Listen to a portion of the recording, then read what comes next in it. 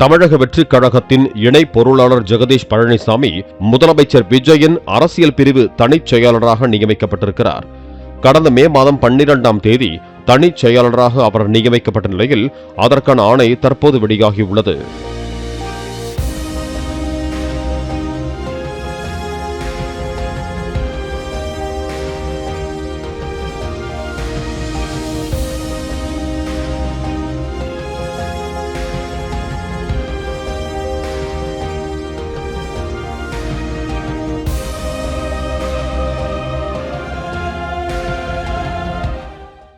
Play store மற்றும் app ஸ்டோரில் இருந்து பாலிமர் செயலியை QR கோடு மூலம் பதிவிறக்கம் செய்யுங்கள்.